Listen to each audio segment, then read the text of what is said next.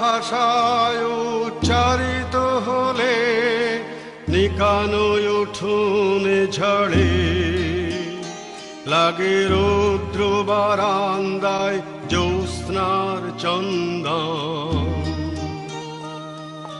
বাংলা ভাষায় উচ্চারিত হলে নিকানয় উঠোনে ঝরে লাগে রৌদ্র বারান্দায় জ্যোৎস্নার চন্দন। সকলকে আন্তর্জাতিক মাতৃভাষা দিবসের যথাযোগ্য সম্ভাষণ জানিয়ে আমরা বাংলা ওয়ার্ল্ড ওয়াইডের পক্ষ থেকে এবারের আন্তর্জাতিক মাতৃভাষা দিবস উপলক্ষে আয়োজিত এই আন্তর্জালিক সম্মেলন আলোচনা চক্রের সূচনা করছি। আজকে আমাদের আলোচনা চক্রে উপস্থিত আছেন কলকাতার রবীন্দ্র ভারতী বিশ্ববিদ্যালয়ের মাননীয় প্রাক্তন উপাচার্য বিশিষ্ট ভাষাবিদ প্রাবন্ধিক অধ্যাপক পবিত্র সরকার। বাংলাদেশের ঢাকা থেকে যুক্ত হয়েছেন সে দেশের নাট্যকর্মী, সংস্কৃতি কর্মী, চিন্তাবিদ রামেন্দু মজুমদার। রয়েছেন হাসান ফিরদৌস, তিনি বিশিষ্ট প্রাবন্ধিক, চিন্তাবিদ এবং রাষ্ট্রসংঘ বা জাতিসংঘের সাবেক ঊর্ধ্বতন কর্মকর্তা। এবং রয়েছেন ডাক্তার ইমতিয়াজ আহমেদ, লন্ডন থেকে সঙ্গীত শিল্পী, চিন্তাবিদ এবং বাংলা ওয়ার্ল্ড ওয়াইডের সঙ্গে একনিষ্ঠভাবে যুক্ত। আসলে ভাষা শহীদ দিবস এটা একটা ঐতিহাসিক সত্য, ঐতিহাসিক ঘটনা। যাদের প্রাণ গেছে, যারা আহত হয়েছিলেন, যারা সংগ্রামে ছিলেন, সেগুলো সবটাই সত্য। অনেকে দেখেছেন, অনেকে শহীদ হয়েছেন এবং সেখান থেকে আস্তে আস্তে সেই আন্দোলন উত্তীর্ণ হয়েছে আন্তর্জাতিক মাতৃভাষা দিবসে। সেই সংকল্প একটা অন্য প্রভাব দিয়েছে সারা পৃথিবীর মানুষকে, যারা নিজেদের মাতৃভাষায় কথা বলতে আর কুণ্ঠাবোধ করেন না। মাতৃভাষার প্রতি একটা সম্মান এনে দিয়েছে এই আন্তর্জাতিক মাতৃভাষা দিবস। কোন বছর কোথায় কিভাবে হচ্ছে তার থেকেও এই দিন আমরা স্মরণ করি সেই শহীদদের, এবং ওই ঢাকা ছাড়াও ভারতের শিলচর এবং সারা পৃথিবীর অন্যত্র যেখানে যেখানে মাতৃভাষার সম্মানের জন্য যারা শহীদ হয়েছেন, যারা কাজ করেছেন, সংগ্রাম করেছেন, তাদের সকলকে শ্রদ্ধা জানিয়ে আমরা আমাদের আজকের অনুষ্ঠান শুরু করছি। আন্তর্জাতিক মাতৃভাষা দিবস, যার উৎস হচ্ছে 52 ভাষা শহীদ আন্দোলন, যে আন্দোলন ঢাকায় উত্তাল হয়েছিল, যেখানে প্রাণ দিয়েছিল তরুণেরা। তার স্মরণে বাংলা ওয়ার্ল্ড ওয়াইডেরই সভাপতি মন্ডলীর সদস্য, বিশিষ্ট সাংবাদিক, প্রাবন্ধিক, লেখক প্রয়াত আব্দুল গাফফার চৌধুরীর সে ঐতিহাসিক গান, যে গান বা কবিতা আমাদের সকলের হৃদয়কে স্পর্শ করে, যে গান বিভিন্ন ভাষায় অনুবাদিত হয়েছে, আমরা ডাক্তার ইমতিয়াজ আহমেদের কণ্ঠে সেই গান শুনে পৃথিবীর সর্বত্র সর্বকালের ভাষা শহীদদের শ্রদ্ধা জানিয়ে মাতৃভাষার প্রতি আমাদের সম্মান এবং আমাদের অঙ্গীকারের পুনরায় সেই অঙ্গীকারে স্নাত হয়ে আমরা আমাদের আলোচনা শুরু করি।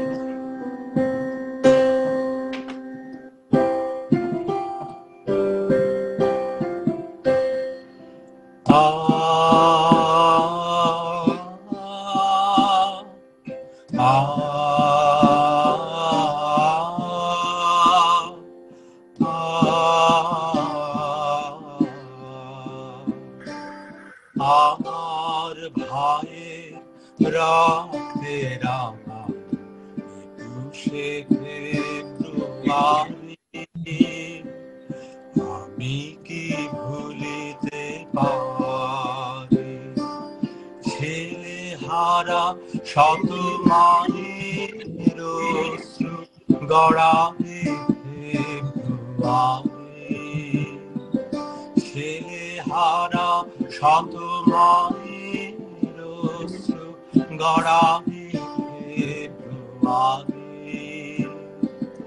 আমি কি ভুলিতে পারি।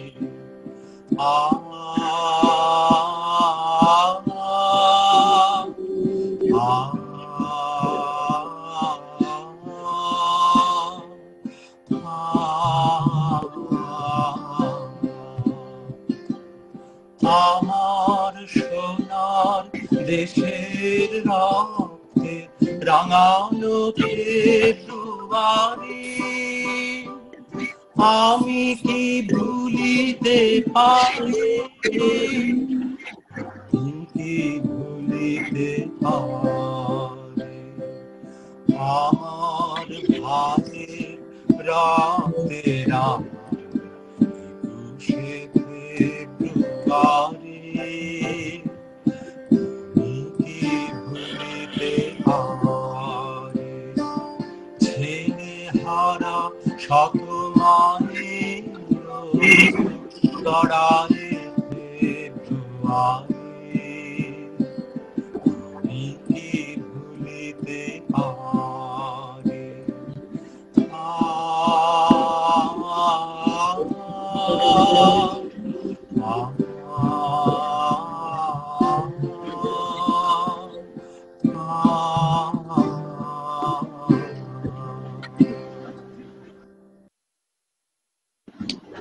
ধন্যবাদ দিয়ে ডক্টর ইমতিয়াজ আহমেদকে ছোট করব না।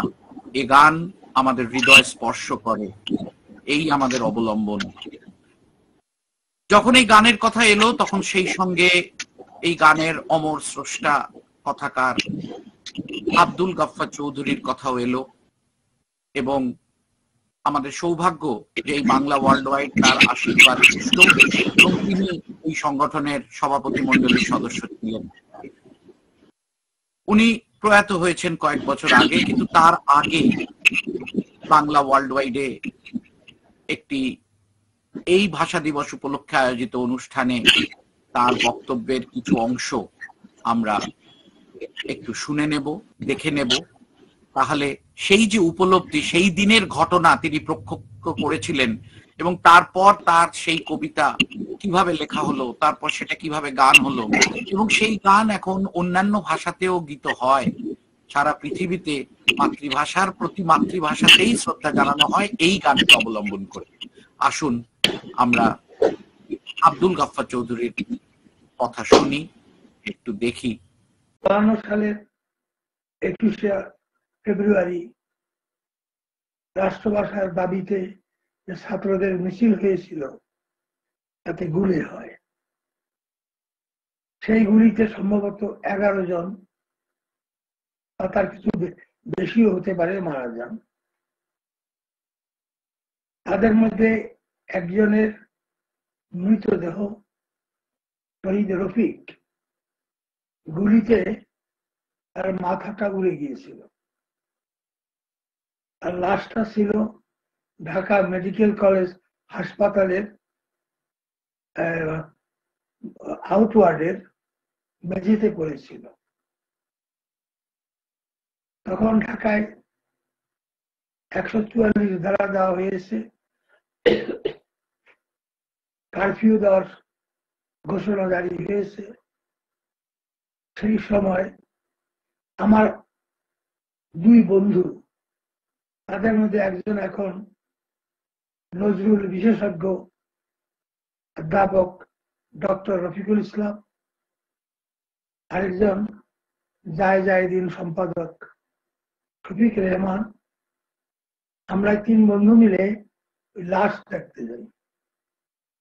লাশের মাথার খুলিটা উড়ে গিয়েছিল, রক্তে সারাটা দেহ আপ্লুত। ওই অবস্থায় দেখে আমার মনে কবিতার একটা লাইন আসে। এই পংক্তিটি হলো আমার ভাইয়ের রক্তে রাঙানো 21শে ফেব্রুয়ারি। ওইখান থেকে ফিরে তখন ঢাকার অবস্থা খুবই খারাপ। 144 ধারা, কারফিউ, এসবের ভেতরে আমি তখন সরকারি ঢাকা কলেজের ইন্টারমিডিয়েটের ছাত্র। হলে গিয়ে দেখলাম যে সমস্ত ছাত্রাবাস বন্ধ করে দেওয়া হয়েছে। তখন এক বন্ধুর বাড়িতে যাই, সেখানে গিয়ে এই কবিতাটা লিখি। পরে আরেক বন্ধুর বাড়িতে গিয়ে এটা শেষ করি। এটা একটি দীর্ঘ কবিতা। এই কবিতাটি আমাদের প্রয়াত সুরশিল্পী আব্দুল লতিফের কাছে যায়। তিনি এটিতে প্রথম সুর দেন এবং ঢাকা কলেজের ছাত্র সমিতির অভিষেক অনুষ্ঠানে এই গানটি তিনি পরিবেশন করেন। তার ফলে সরকারি কলেজ, তখন বাংলাদেশ ছিল পূর্ব পাকিস্তান, তার যে মুসলিম লীগ সরকার আমাদের 11 জনকে কলেজ থেকে বহিষ্কার করেন। আমাদেরকে এই বহিষ্কার আদেশের বিরুদ্ধে মৌলানা ভাসানী, শেখ মুজিবুর রহমান প্রতিবাদ করেন তীব্র ভাষায়, একটা ছাত্র আন্দোলনও গড়ে ওঠে। এর ফলে আমাদের বহিষ্কার আদেশ প্রত্যাহার করা হয়। কিন্তু নুরুল আমিন সরকার গানটি নিষিদ্ধ ঘোষণা করেন। এই গানটিকে একটা বইটি বাংলা ভাষা দিবস উপলক্ষে স্মারক গ্রন্থ বের হয় হাসান হাফিজুর রহমানের সম্পাদনায়। সেই বইটিতে এই গানটি দেওয়া হয়েছিল। 1953 সালে আমাদের আলতাফ মাহমুদ তখন করাচিতে থাকেন, একজন তরুণ সুরকার, আমাদের বয়সী। তিনি ঢাকায় আসেন এবং বলেন এই গানে তিনি আবার সুর দিতে চান। আব্দুল লতিফ তাতে সম্মতি দেন এবং তারপরে গানটিতে নতুন করে সুর দেন আলতাফ মাহমুদ। আমার ধারণা আমার লেখার চাইতে তার সুর এই গানটিকে জনপ্রিয় করেছে, প্রাণবন্ত করেছে।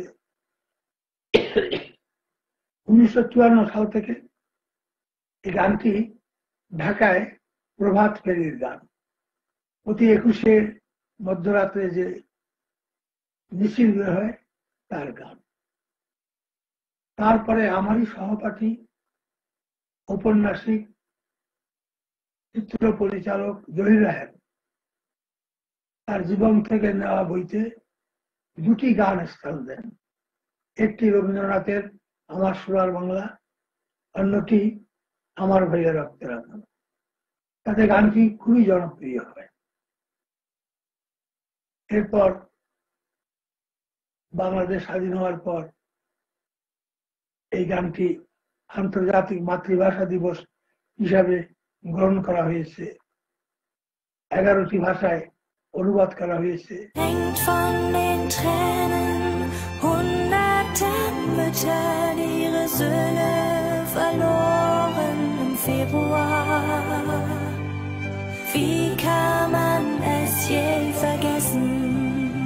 हमारे अपनों के खून से रंगे हैं 21 फरवरी, कैसे याद रहना हमारी।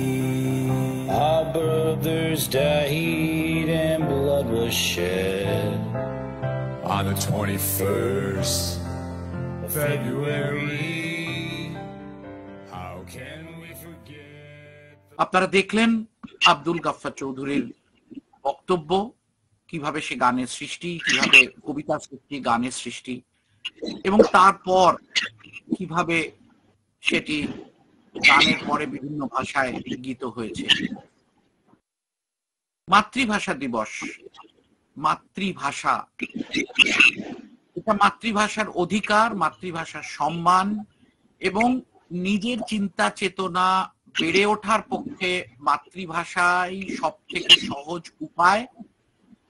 এবং বর্তমান পরিসরে আমরা কতটা মাতৃভাষা ব্যবহার করতে পারছি, বিশেষ করে নতুন প্রজন্ম, পরবর্তী প্রজন্ম, এবং আমাদের তার প্রতি শ্রদ্ধা কতটা থাকছে, সেই মাতৃভাষায় কত অনুবাদ হচ্ছে, কত সাহিত্য হচ্ছে, কত কাজ হচ্ছে, বিজ্ঞান সাধনা হচ্ছে, কি হচ্ছে, এই সব বলার মতো আমাদের মধ্যে রয়েছেন অধ্যাপক পবিত্র সরকার। তিনি ভাষাবিদ, এছাড়াও এই বিষয়ে তার দীর্ঘদিনের গবেষণা চর্চা যেমন আছে, তেমনি তার হৃদয়ও এই বিষয়টায় স্নিগ্ধ। অধ্যাপক ডক্টর পবিত্র সরকার। সবাইকে প্রীতি এবং শুভেচ্ছা জানাচ্ছি শহীদ দিবসের স্মরণে। আমি মাথা নত করছি এবং যারা দেখছেন তাদেরও আমার প্রীতি ও শুভেচ্ছা। মাতৃভাষা দিবস, মাতৃভাষার জন্য প্রাণ দেওয়া, এই সমস্ত কথা আমরা একটু সরল অর্থে বলি। ভাষা বিজ্ঞানের দিক থেকে মাতৃভাষা কথাটা একটু জটিল। ভাষা বিজ্ঞান ল্যাঙ্গুয়েজ 1 বলে একটা ভাষা বলে, যেটা আমরা প্রথম মায়ের কাছে হোক কাছে হোক বাড়িতে শিখি, প্রথম ভাষা। এটা চট্টগ্রামের শিশুরা একভাবে একটা ভাষা শেখে, সিলেটের শিশুরা আরেকটা ভাষা শেখে, ঢাকার শিশুরা আরেকটা ভাষা শেখে, পুরুলিয়ার শিশুরা, দক্ষিণ 24 পরগনার শিশুরা আরেকটা ভাষা শেখে। এইটা হচ্ছে একেবারে আদি মাতৃভাষা। কিন্তু আমরা লেখাপড়া জানা লোকেরা মাতৃভাষা কথাটা একটু সরলীকরণ করে বলি যে ভাষাটা স্থানীয় ভাষা নয়, কিন্তু সমস্ত জায়গার স্থানীয় ভাষা যদি আমরা বলতাম তাহলে তো আমাদের বোঝার এলাকাটা ছোট হয়ে যেত, আমরা পরস্পরকে বুঝতে পারতাম না। পুরুলিয়ার লোক চট্টগ্রামের লোকের সঙ্গে দুজনের ভাষায় কথা বলছে, মুশকিল হতো।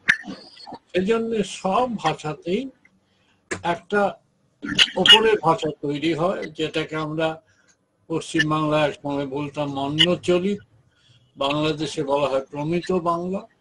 এই প্রমিত ভাষা, স্ট্যান্ডার্ড ভাষা একটা তৈরি হয়, সেটাই শেষ পর্যন্ত মাতৃভাষা গৌরবটা পায়। আমাদের নিজের বাড়ির ভাষা, অঞ্চলের ভাষা, জেলার ভাষা এগুলো একটু পিছিয়ে যায় এবং আমরা স্কুলে ঢোকার সঙ্গে সঙ্গে আমরা ওই প্রমিত বা মান্যচলিত ভাষাটা বলতে শুরু করি। এটা ইংরেজিতেও আছে, হিন্দিতেও আছে, রাশিয়াতেও আছে, বাংলাতেও আছে। এটা মান্য ভাষা তৈরি হয়ে যায়। এবং আমাদের শহীদেরা যে প্রাণ দিয়েছে, সেটা ঢাকায় হোক শিলচরে হোক, সেটা কিন্তু শিলচরের ভাষা বা ঢাকার ভাষার জন্য নয়। তারা এই মান্য চলিত বাংলা, যে বাংলাটা সমস্ত জায়গায় বাঙালি ব্যবহার করেন, সেই বাংলাটার জন্যই প্রাণ দিয়েছে। যে আমাদের মনীষীরা মাতৃভাষায় শিক্ষা বলতে, মাতৃভাষা মাতৃদুগ্ধ বলতে ওই ভাষাটা বুঝিয়েছেন। ভাষা বিজ্ঞানের ওই একদম নির্দিষ্ট আঞ্চলিক বা পারিবারিক ভাষা নয়। এখন মাতৃভাষার জন্য আমরা প্রাণ দিলাম একটা বিশেষ অবস্থায়, যখন আমরা দেখলাম যে আমাদের মাতৃভাষাকে অপমানিত হতে হচ্ছে, তার মর্যাদা রক্ষা করা যাচ্ছে না, তার রাষ্ট্রীয় মর্যাদা রক্ষা করা যাচ্ছে না, এবং আমাদের অনেক নিজের ভাষায় অনেক কিছু করবার অধিকার চলে যাচ্ছে, তাতে চাকরি বাকরি পাওয়া থেকে সবকিছু আছে। পূর্ব পাকিস্তানে বা পূর্ববঙ্গে অনেক আগে থেকেই শুরু হয়েছিল, 47-48 থেকেই একটু অসন্তোষ শুরু হয়েছিল, জিন্নার মুক্তির প্রতিবাদ করা হয়েছিল।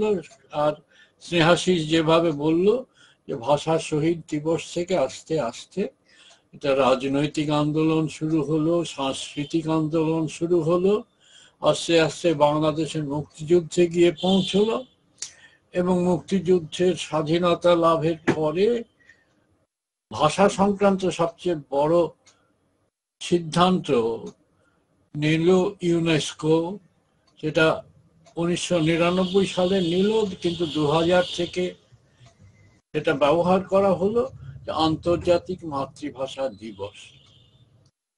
এইটে আমার বাংলা ভাষা আর আমার নিজের অঞ্চলে নিজের প্রশাসনিক ক্ষেত্রে আবদ্ধ রইল না। বাংলাদেশের জাতীয় ভাষা হয়েছিল বাংলা ভাষা, পশ্চিমবঙ্গে সরকারি ভাষা, প্রশাসনিক ভাষা, শিলচরেও তাই। কিন্তু এই বাংলা ভাষার অস্তিত্ব পৃথিবীর সমস্ত ভাষার অস্তিত্বের সঙ্গে জড়িয়ে গেল।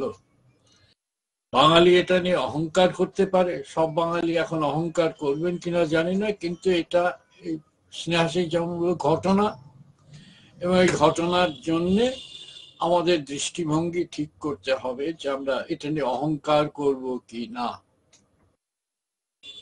অহংকারের সঙ্গে সঙ্গে কিছুটা দায়িত্ব এসে যায়। দায়িত্বটা কি? আচ্ছা ঠিক আছে, পৃথিবীর মানুষ তাদের নিজের নিজের ভাষা সম্বন্ধে সচেতন হবে, তারা সিদ্ধান্ত নেবে কিভাবে ভাষাকে এগিয়ে নিয়ে যাবে। আমরা আমাদের ভাষা সম্বন্ধে প্রতি 21শে ফেব্রুয়ারি বা 19শে মে আমরা কি সিদ্ধান্ত নেব? আমরা কি নাচ গান আবৃত্তি এর মধ্যে দিয়ে একটা উদযাপন করব, তারপরে ভুলে যাব, সারা বছর ভুলে থাকবো? নাকি আমাদের পৃথিবীর অন্যান্য মানুষ, কারণ পৃথিবীতে 20 শতাব্দীর শেষ অংশ থেকে ভাষাগুলো যে মরে যাচ্ছে সে সম্বন্ধে সচেতনতা নতুন করে তৈরি হয়েছে। ইউনেস্কো সেটা স্বীকার করেছেন এবং ইউনেস্কো দেখিয়েছেন যে ভাষাগুলো কোন কোন পর্যায়ে মরে, কিভাবে মরে। অন্য ভাষার দাপটে মরে। কিছু কিছু ভাষাকে এই জন্য কিলিং ল্যাঙ্গুয়েজ বলা হয়, খুনি ভাষা। ইংরেজি ভাষা, রুশ ভাষা, কখনো আরবি ভাষা, কখনো স্প্যানিশ ভাষা, এগুলোকে খুনি ভাষা বলা হয়। অন্য ভাষাগুলোকে এটা শেষ করে দিয়েছে।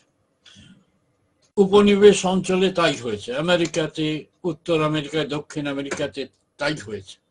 ভারতে সেটা হতে পারেনি, তার কারণ আমাদের ভাষাগুলোর লিখিত সাহিত্য ছিল, প্রাচীন লিখিত সাহিত্য ছিল, দীর্ঘ ইতিহাস ছিল, আর একটা ভাষার প্রতি মমতা তৈরি হয়েছিল, যে জন্য আমাদের উপনিবেশ ভারত, কিন্তু ভারত উপনিবেশের ইতিহাসটা অন্যরকম হলো। এই ভাষাগুলোকে ইংরেজ ধ্বংস করতে পারেনি, বরং উল্টো হয়েছে যে আমরা ইংরেজির স্পর্শে এসে, ইংরেজি শিখে, পৃথিবীর জ্ঞান বিজ্ঞানের সঙ্গে পরিচিত হয়ে আমাদের ভাষাটা আরো সমৃদ্ধ হতে শুরু করেছে। এবং আমাদের যারা এলিট ছিলেন, অভিজন বাঙালি এলিট, তারাও ইংরেজি জানতেন খুব ভালো, কিন্তু তারা ইংরেজি জেনেও বাংলা ভাষাকে বেছে নিয়েছিলেন বাঙালির সঙ্গে যোগাযোগ করবার জন্য। রামমোহনকে কেউ মাথার দিব্যি দেয়নি, তিনি ইংরেজি জানতেন, আরবি জানতেন, ফার্সি জানতেন এবং সেসব ভাষায় বই লিখেছেন। তবু 1815 সালে তিনি বেদান্তের বাংলা অনুবাদ করলেন, উপনিষদের বাংলা অনুবাদ করলেন এবং অনেক বই বাংলায় লিখলেন। একজন ইংরেজের খ্রিস্টান পাদ্রী কৃষ্ণমোহন বন্দ্যোপাধ্যায়, তিনি গির্জাতে বাংলায় উপদেশ দিতে শুরু করলেন। আর আমরা তো মাইকেল মধুসূদনের কথা সবাই জানি, যে বাংলা অসাধারণ ইংরেজি জানতেন, কিন্তু তিনি বুঝতে পেরেছিলেন যে ইংরেজির প্রতি অতি ভক্তি আমাদের সমাজটাকে দ্বিধা বিভক্ত করে ফেলছে। যারা ইংরেজি শিখেছে তারা ভদ্রলোক হয়েছে, যারা ইংরেজি শেখেনি তাদের জন্য যে শব্দটা বলা হতো ভদ্রলোকের বিপরীত, সেটা আমি মুখে বলছি না, কিন্তু ইংরেজি না শেখা লোকেদের আমরা বললাম অশিক্ষিত, না হয় ওই শব্দটা। অশিক্ষিত তারা নয়, কিন্তু স্কুলে যায়নি, ইংরেজি শেখেনি, কিন্তু তারা জীবনের ভালো মন্দ বোঝে না, জ্ঞান নেই তাদের, রামায়ণ মহাভারত কোরআন হাদিসের জ্ঞান নেই তা নয়, তারা ভালো মন্দ জানে, তারা চাষবাস জানে যেটা আমরা শিক্ষিত লোকেরা জানি না, তারা ভালো করে মাছ ধরতে জানে আমরা যেটা জানি না, ব্যবসা বাণিজ্য জানে আমরা যেটা জানি না, হাতের কাজ জানে আমরা যেটা জানি না, তাদেরও শিক্ষা আছে, কিন্তু আমরা ইংরেজি শেখা না বলে তাদের অশিক্ষিত বলেছি, তাদের ভদ্রলোক বলিনি, এবং আমরা তাদের তুই তকরি তুমি এই সমস্ত বলার অধিকার নিয়েছে, আমরা তথাকথিত ভদ্রলোকেরা। মধুসূদনের কথাটা একটু বলি, সেটা হচ্ছে মধুসূদন সবাই জানেন, একেই কি বলে সভ্যতা বলে একটি নাটক আছে।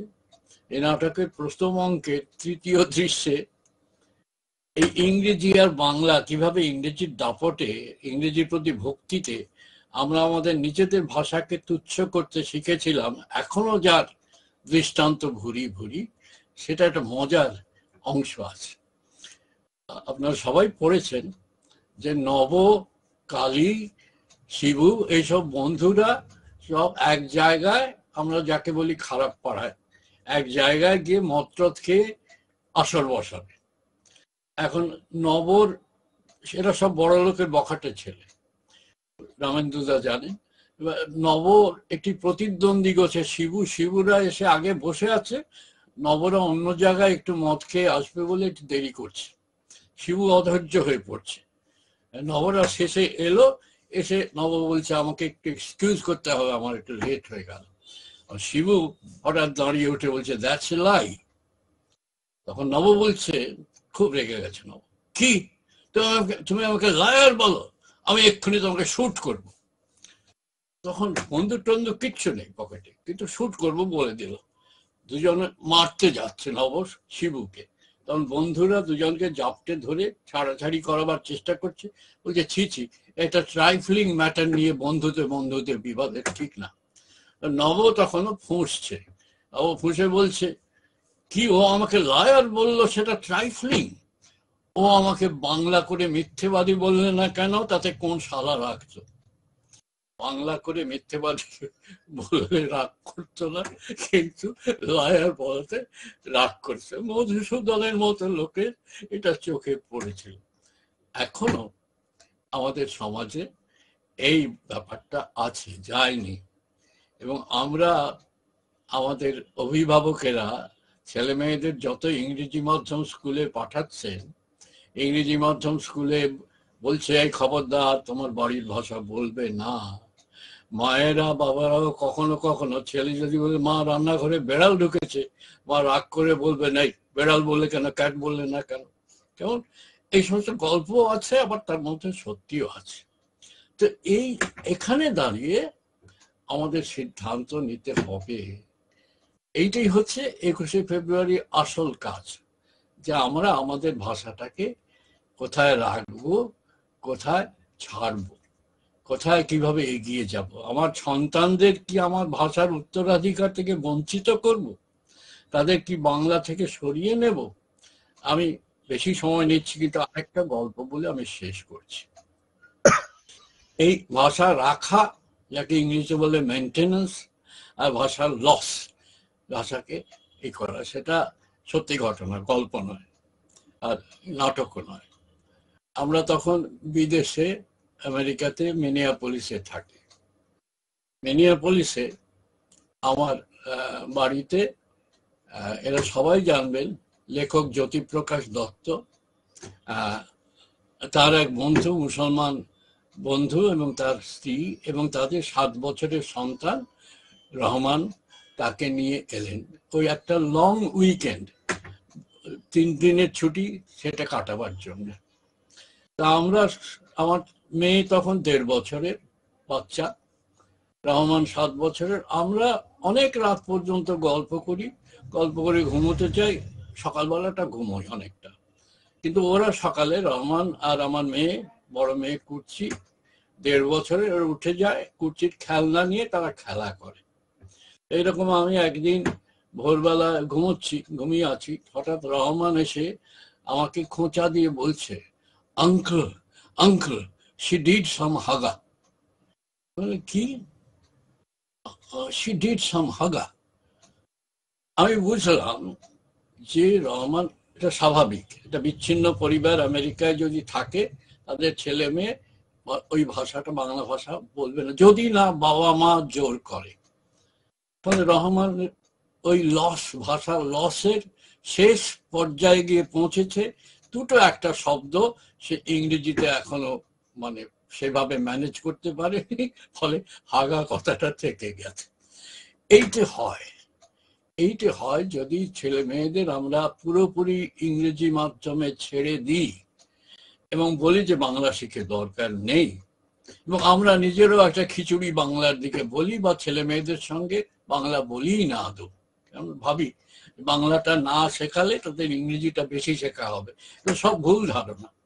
কিন্তু এইখানে সিদ্ধান্ত নেওয়ার প্রশ্ন, 21শে ফেব্রুয়ারি আমরা যারা ভাষা ভূমিতে আছি তাদের একরকম সিদ্ধান্ত, যারা বিদেশে বিচ্ছিন্ন আছেন তাদের একরকম সিদ্ধান্ত, যারা বিদেশে দল বেঁধে আছেন, হাসান ফিরদৌস ভাই আছেন, আমি তো আমেরিকায় গিয়ে দেখেছি এই 17তে আর 23-এ যে বাঙালিরা চেষ্টা করছেন, তারা গানের স্কুল করেছেন, তারা আবৃত্তির স্কুল করেছেন, তারা নাটকের স্কুল করেছেন, তারা বাংলা বইয়ের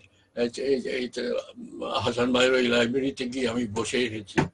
তো এই চেষ্টাটা দলবদ্ধ ভাবে কিভাবে করব, দেশে থাকতে নিজেদের ভাষাভূমিতে থাকতে কিভাবে করব, এমনকি বিচ্ছিন্ন হয়ে যখন আমাদের সন্তানেরা বড় হবে কিভাবে করব, আমাদের ভাষা আমাদের সন্তান এ দুয়ের সম্পর্ক কি হবে, আমাদের ভাষা আমরা বড়রা আমাদের সম্পর্ক কি হবে, এই নিয়ে সিদ্ধান্ত নেবার দিন হচ্ছে 21শে ফেব্রুয়ারি। এইটা নিয়ে আলোচনা করতেই পারি আমরা।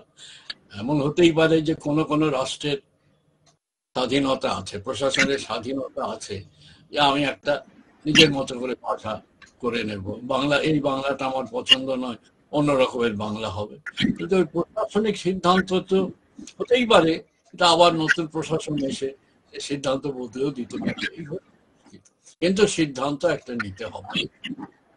নমস্কার, আমি একটু বেশি সময় দিলাম।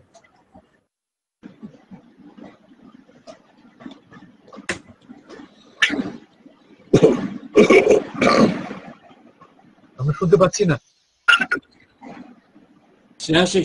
অন করে। অনেক ধন্যবাদ অধ্যাপক পবিত্র সরকারকে। আপনি ভাষাবিদ হিসেবে এর একটা ব্যাখ্যা করেছেন, আজকের সমস্যাটা কোথায় তার একটা ব্যাখ্যা করেছেন, এবং আমরা একটা দোরগোড়ায় দাঁড়িয়ে আছি, সিদ্ধান্ত নিতে হবে গোষ্ঠীগতভাবে ব্যক্তিগতভাবে, খুব সুন্দর করে বুঝিয়ে দিয়েছেন। আপনারা জানেন যে আজ আমাদের আলোচনার শিরোনাম ভাষা শহীদ দিবস, সত্তা ভবিষ্যৎ। এবারে আমি বলবো শ্রদ্ধেয় হাসান ফিরদৌস মহোদয়কে, আগেই বলেছি রাষ্ট্রসংঘের প্রাক্তন উচ্চপদস্থ আধিকারিক, তাছাড়াও প্রাবন্ধিক এবং লেখক হাসান ফিরদৌস মহোদয়কে।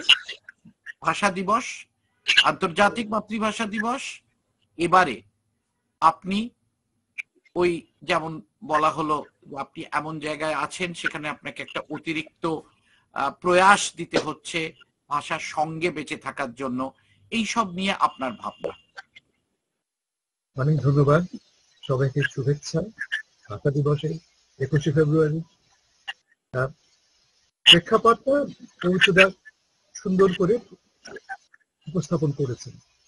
আমি তো ভিন্ন কথা বলি, আজকের দিনটাকে সারা বিশ্বে উদযাপিত হবে আন্তর্জাতিক মাতৃভাষা দিবস হিসেবে, এবং আমরা বাঙালি হিসেবে গর্ববোধ করি যে 21শে ফেব্রুয়ারিকে দিনটিকে উদযাপনের জন্য বেছে নেওয়া হয়েছে।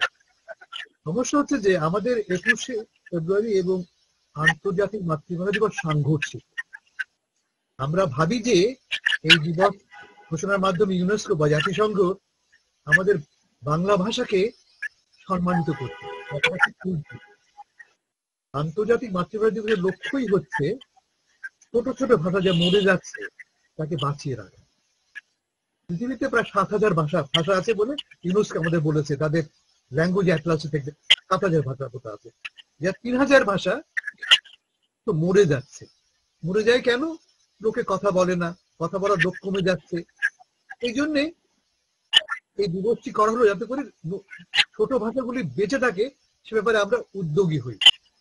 ছোট ভাষা মরে কেন, তার একটা বড় এক্সাম্পল হচ্ছে বাংলা ভাষা। বড় ভাষার তোড়ে ছোট ভাষা মরে যায়, যেমন বাংলা ভাষার তোড়ে মরে যাচ্ছে বাংলাদেশে প্রচুর ক্ষুদ্র নৃগোষ্ঠীর ভাষাগুলি। মারমা ভাষা বলে কোনো ভাষা আছে বলে আমার জানিই না। আমরা বাংলাদেশে প্রায় 40টি ক্ষুদ্র ভাষা আছে, এই ভাষার সঙ্গে আমাদের কোনো পরিচয় নেই, এবং তারা যারা এই ভাষায় কথা বলে তারাও কিন্তু ক্রমান্বয়ে এই ভাষার কথা বলবে না, কারণ এই ভাষা এই থেকে কিছু কাজ হয় না, চাকরি হয় না, নাগরিক পরিবেশে সংযুক্ত হওয়া যায় না। এটা একটা অলংকার মাত্র, যে অলংকার আপনি একা বহন করেন। একটা ছোট্ট এক্সাম্পল দিই। বলিভিয়াতে একটা ভাষা আছে নাম গুয়ারানি। ইউনেস্কো জাতিসংঘের এই সংস্থা তারা ঠিক করলো যে বলিভিয়ার এই গুয়ারানি ভাষাকে রিভাইভ করতে হবে। সেই জন্য তারা, আপনারা যেন সেখানে সবাই কথা বলে স্প্যানিশ ভাষায়, তো সেখানে তারা কোনো স্কুল খুললো। স্কুলে বিনা পয়সায় আসো, পড়ো, খাওয়া দাওয়া ফ্রি, কাপড় চোপড় ফ্রি, বইপত্র সমস্ত কিছু ফ্রি। খোলা হলো গুয়ারানি স্কুল। সে স্কুল 3 বছর টিকে ছিল। 3 বছর পর দেখা গেল যে কেউ স্কুলে আসে না আলটিমেটলি, কারণ এই ভাষা সে কি হবে তার কোনো প্রমাণ নেই।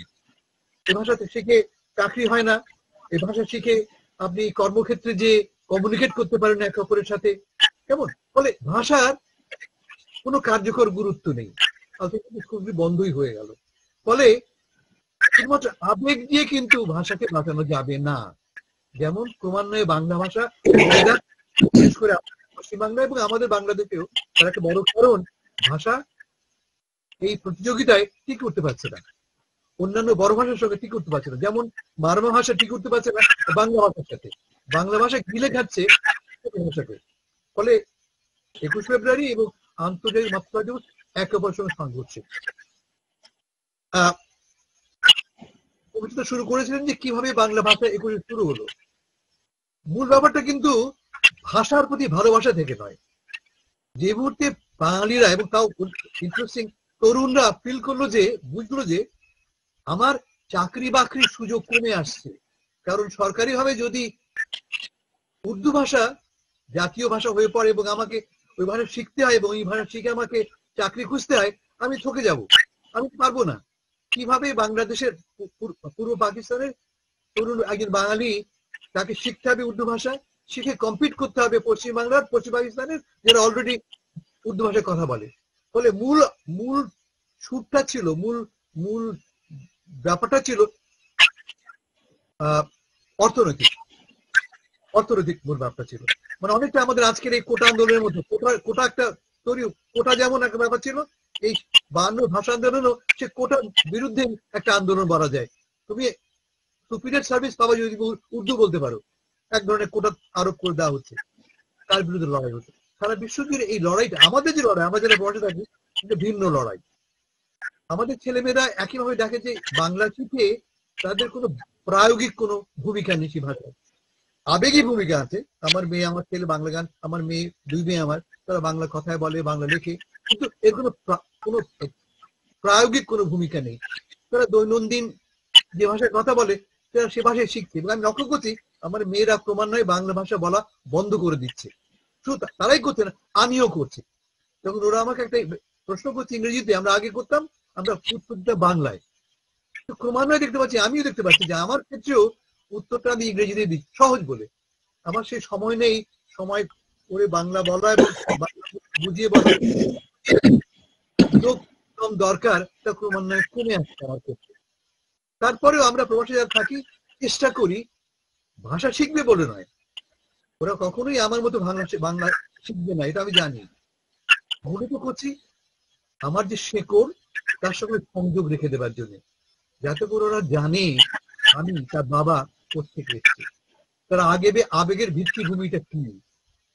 এর বাইরে কিন্তু এই যেমন ধরা যাক এই আজকে 21 ফেব্রুয়ারি মধ্যরাতে আমরা যে জাতিসংঘের সামনে ফুল দেবো, ঠান্ডা নিউ ইয়র্কে এখন প্রচন্ড ঠান্ডা, 18 ডিগ্রি, বাইরে বরফ জমে আছে, তা সত্ত্বেও আমরা সেই আমাদের বানানো মেকশেপ শহীদ মিনারে যে ফুল দেবো আবেগ থেকে, এই ফুল দেওয়ার তো কোনো বাড়তি প্র্যাকটিক্যাল ভ্যালু নেই। আপনারা কেউ দেখছেন না যে ছবি তুলে পত্রিকা ছাপা হবো, তাও নেই, তো কেন করি আমরা। এবং আমি যাওয়ার সময় আমার মেয়েটাকে সঙ্গে করে নিয়ে যাব, এই জন্যই যে এটা বোঝানোর জন্য যে আমি কোত্থেকে এসেছি, আমার শেকড়টা কি, এবং এটা জানার মাধ্যমে আমি প্রবাসে বসেও ক্রমান্বয়ে একজন প্রকৃত বাঙালি হয়ে উঠি।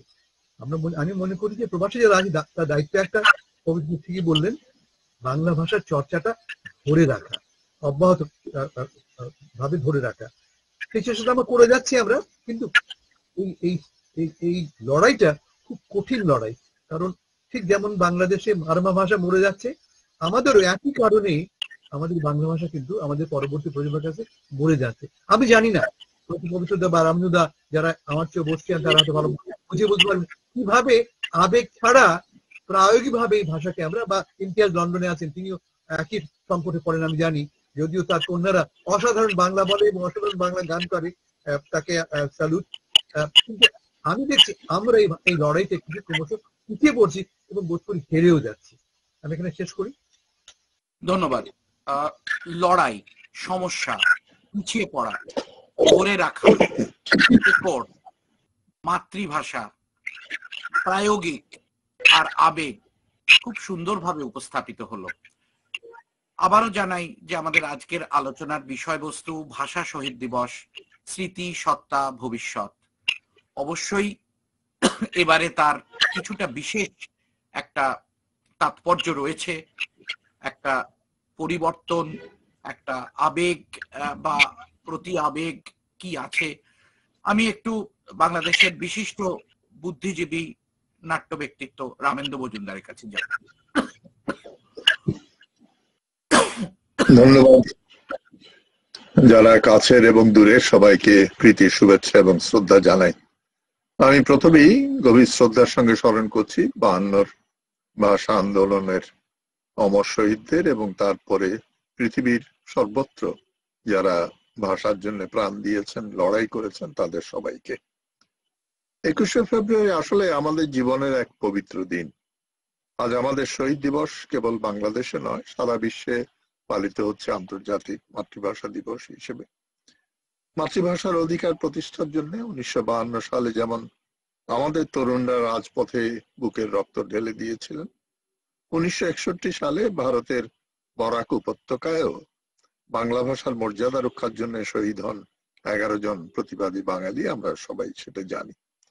52 সালাম, জব্বার, রফিকদের রক্তের সাথে মিশে যায় 61 কমলা, কানাইলাল ও তরুণীদের রক্ত। দুই দেশের বাঙালির মিলিত রক্তধারা আমাদের ভাষার অধিকার প্রতিষ্ঠার পটভূমি রচনা করেছে। শহীদ মিনার আমাদের ভাষা আন্দোলনের শহীদদের স্মৃতিকে জাগরুক রাখার পাশাপাশি আমাদের জাতীয় জীবনের সকল সংকটে, সকল অন্যায় অবিচারের বিরুদ্ধে প্রতিবাদী হতে অনুপ্রেরণা জুগিয়ে চলেছে। একইভাবে ভাষা আন্দোলনের ফসল হিসেবেই আমরা পেয়েছি আমাদের প্রিয় বাংলা একাডেমি, যা বাংলা ভাষা ও সাহিত্য চর্চার পীঠস্থান হিসেবে পরিচিত। এবং আপনারা সবাই জানেন যে এই ভাষা আন্দোলনের পথ বেয়েই আমাদের স্বাধীনতা এসছে। কারণ আমাদের ভাষার একটা বড় সুবিধা হচ্ছে যে এর একটা সার্বজনীনতা রয়েছে। এক ভাষাভাষী গোষ্ঠীর মধ্যে বর্ণ, শ্রেণী, শহর, গ্রাম, ধনী দরিদ্রের ফারাক যাই থাকুক, ভাষার বন্ধনে সবাই এক। ভাষার আরেকটি বৈশিষ্ট্য হলো অসাম্প্রদায়িকতা। এক ভাষাভাষী মানুষ নানা ধর্মে বিভক্ত হতে পারে, তবে ভাষার সূত্রে সবাই এক। এটা ভাষার একটা বড় শক্তি। ভাষা তাই জাতিকে একত্র করে, জাতির পরিচয় প্রকাশ করে এবং জাতির অন্তর্গত সব ধর্মের মানুষকে মিলিত করে। বাংলাদেশের প্রেক্ষিতে বলতে চাই যে প্রতি বছরই নতুন নতুন তাৎপর্য নিয়ে 21শে ফেব্রুয়ারি আমাদের সামনে আসে এবং আমরা শহীদ মিনারে নতুন শপথে বলীয়ান হই এবং সকল প্রতিবাদের জায়গা হিসেবে আমরা শহীদ মিনারকে বেছে নিয়েছি এবং আমাদের সংগ্রামের সাফল্যের সময়ও আমরা উদযাপন করি শহীদ মিনারেই। এটা একটা পীঠস্থান বলে আমরা মনে করি আমাদের। এখন যেটা হচ্ছে যে ভাষার যে প্রায়োগিক দিকের কথা বললেন, হাসান ফেরদৌস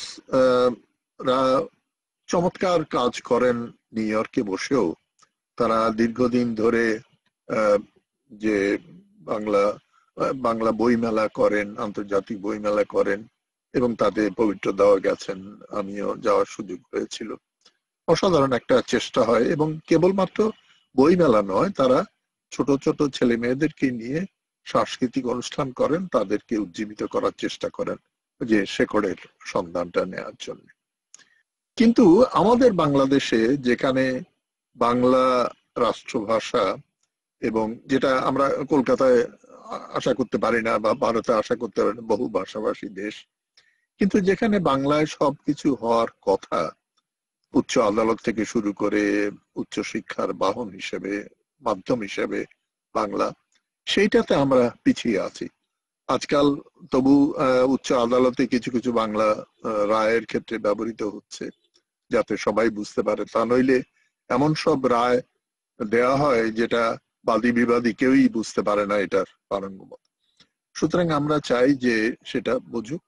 এবং উচ্চশিক্ষার ক্ষেত্রেও আমরা উচ্চশিক্ষার বিভিন্ন জ্ঞান বিজ্ঞানের বই বাংলায় যতটা আমরা অনুবাদ করতে পারিনি, সুতরাং সেইটা একটা দুর্বলতা আছে এই জায়গায়।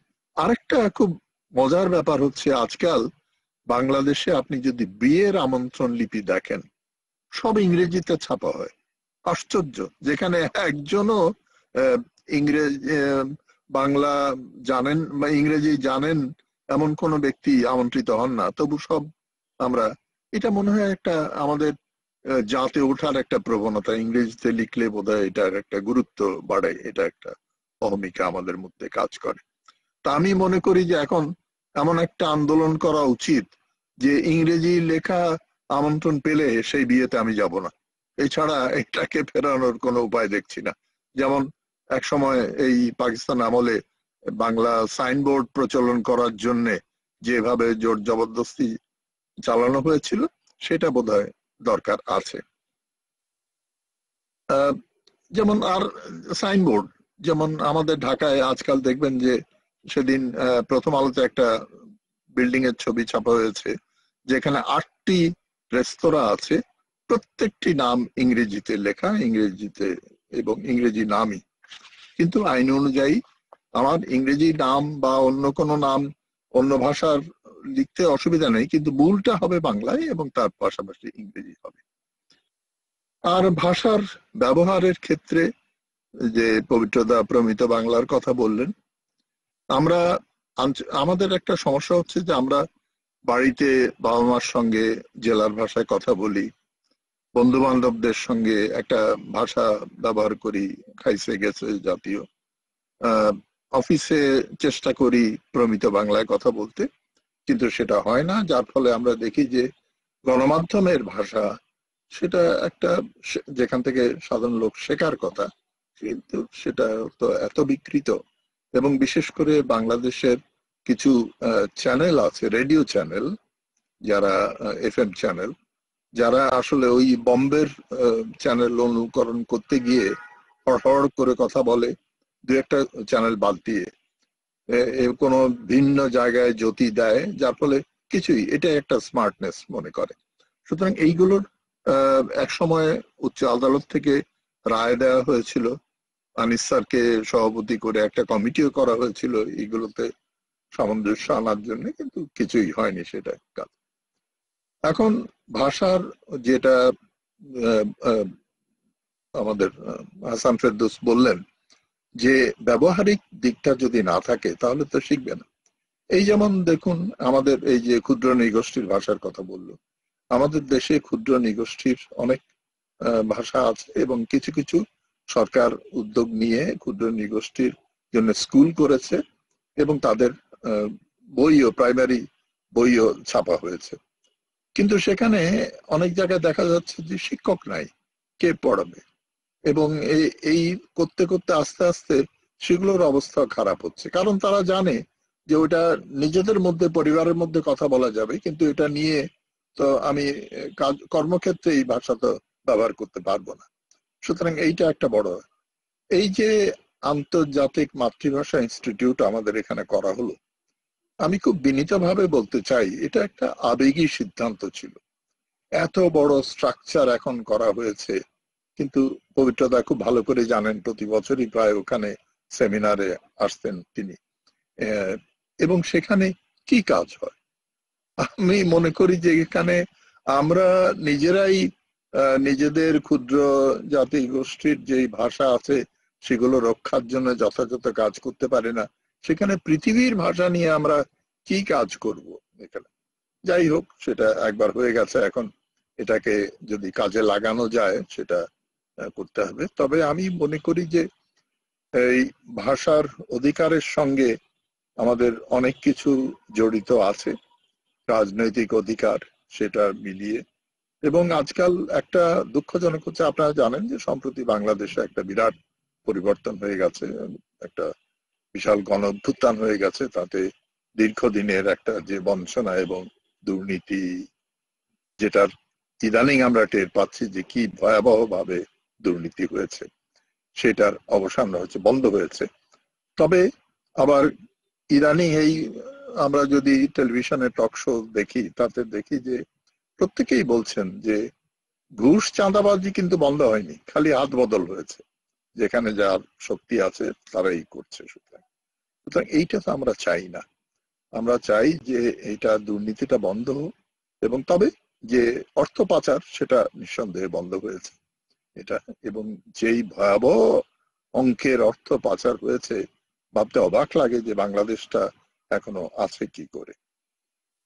যাই হোক, সবকিছু মিলিয়ে আমরা, সুতরাং এবারের 21-তে আমাদের কামনা হচ্ছে যে আমরা যে বৈষম্যের বিরুদ্ধে আমাদের তরুণরা লড়াই করেছে, সেই বৈষম্যহীন একটা সমাজ দেখব। আজকে মজার ব্যাপার হচ্ছে, আমি টেলিভিশনে দেখছিলাম যে 21-এ পদক বিতরণ হয়েছে আজকে। ডক্টর ইউনূস পদক প্রাপ্তদের বিতরণ করেছেন। সেখানে আমাদের চিত্রগ্রাহক এবং মানবাধিকার কর্মী শহীদুল আলমও ছিলেন পদক প্রাপ্তদের। তো প্রত্যেককে কথা বলতে বলা হয়েছে। তো শহীদুল আলম বললেন যে দেখুন, আপনারা তো সবাই জানেন আমি সাইকেল চড়ি, সাইকেলে যাতায়াত করি। এখন এখানে আসার জন্য গাড়ি ঢুকতে পারবে কিন্তু সাইকেল ঢুকতে পারবে না। তো এটা এই বৈষম্য, দেখুন যে এই বৈষম্য তো দূর হয়নি। সুতরাং এইগুলো তো জানি না। আর এখানে নারী ফুটবল দলকে পদক দেওয়া হচ্ছে, এটা খুবই আনন্দের কথা। তবে এটাও শঙ্কা জাগে, ওরা আসলে পদক পাবে কিন্তু খেলতে পারবে তো মাঠে? সুতরাং এই যে আমাদের অতীতের সবকিছুকে নস্যাৎ করার একটা চেষ্টা লক্ষ্য করা যাচ্ছে, এইটাই আমাদেরকে আতঙ্কগ্রস্ত করে তোলে। আমি মনে করি যে আমাদের শেকড়ের সঙ্গে জানা দরকার যে কোথা থেকে এসেছি, যার ফলে সেটা যদি না জানি আমরা পথ হারিয়ে ফেলবো। আপাতত এটাই বলছি। ধন্যবাদ। ধন্যবাদ রামেন্দুদা। শেকড়, আবেগ, পরিবর্তন,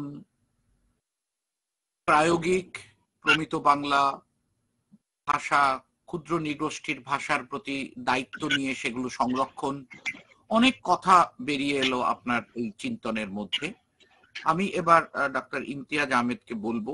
উনি বিশিষ্ট চিকিৎসক তো বটেই, সঙ্গীত শিল্পীও বটেই, তিনি সর্বজনপ্রিয়, কিন্তু খুব চিন্তন ওনার একটা খুব বড় জিনিস। আমরা কথা বলে ওনার কাছে বুঝেছি উনি অনেক কিছু নিয়ে ভাবেন, এবং সে ভাবনাটা শুধু ভাবাতেই থেকে যায় না, প্রায়োগিক।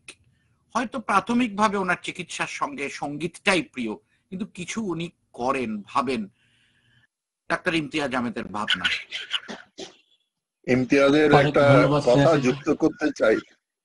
হ্যাঁ, যে ইমতিয়াজ কি অসাধারণ একটা সঙ্গীতের উপরে পত্রিকা বার করেছে, যেটা হ্যাঁ অসাধারণ। উল্লেখ করছি। ধন্যবাদ দাদা। আমি বিশেষ কথা বলবো না, কারণ আমার গুরুজনেরা অনেক কথা বলে গেছেন। আমি শুধু আজকের দিনে দাঁড়িয়ে 21শে ফেব্রুয়ারিতে আমরা তো যেরকম ভেবেছিলাম বাংলা ভাষা, বাঙালি সংস্কৃতি সব দিকে ছড়িয়ে পড়বে, তাকে পেরেছি। সবাই একটু নিজেকে একটু জিজ্ঞেস করা দরকার, এটা আমি মনে করি।